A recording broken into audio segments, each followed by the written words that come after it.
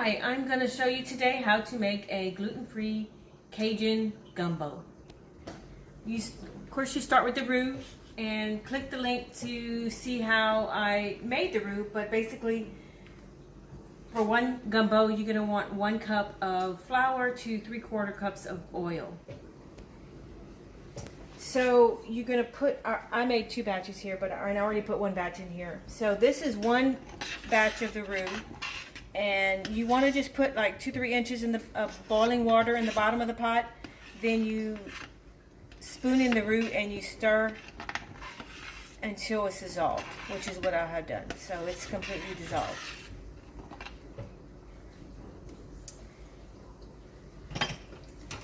Then you're going to, well, I already seasoned and browned the chicken. This is going to be a chicken and sausage gumbo. So this is 6 chicken breasts.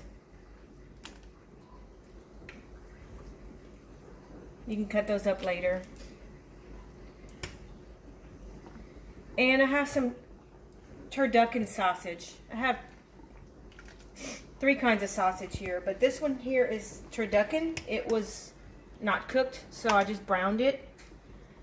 Here in Cajun country, we have really a large selection of sausages we can get. My local meat market has lots of kinds of sausage. This one is turkey and duck. It's called turducken. Gives it a really good flavor. I also have smoked turkey sausage here and andouille sausage. Andouille sausage gives it a really good flavor.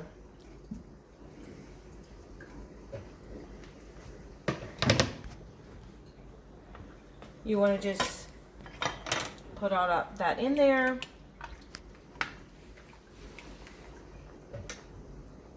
The andouille sausage and the smoked turkey sausage was already cooked. You want to add 2 quarts of water, which I just did.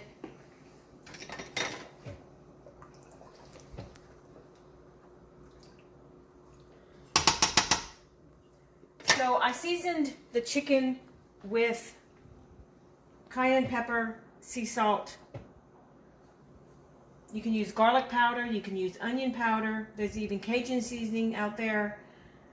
I wouldn't recommend you use Cajun seasoning unless it's made in South Louisiana.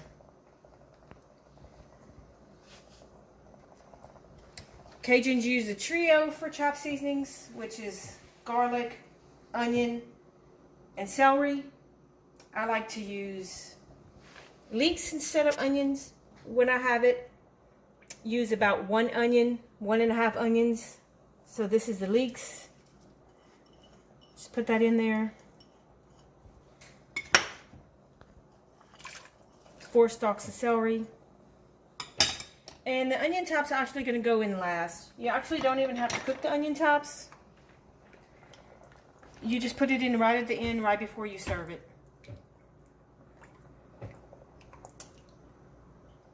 I'm not using garlic today. You can use garlic powder also. To make a Cajun gumbo, you do not need okra, but we love to add okra. It actually thickens the gumbo. Some people think that if you add okra, it's considered Creole gumbo, which is not necessarily the case.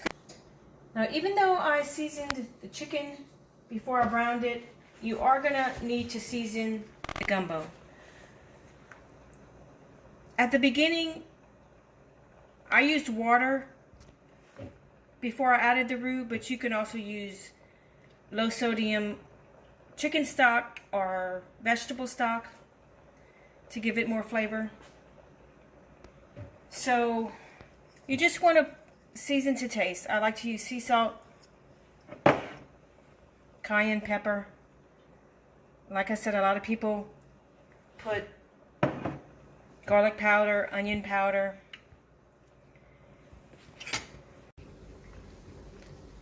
You do want to be careful because roux made with rice flour boils over easily.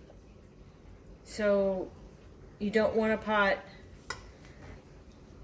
that's too small, and you don't want to leave the gumbo cooking at a rolling boil if you're not nearby.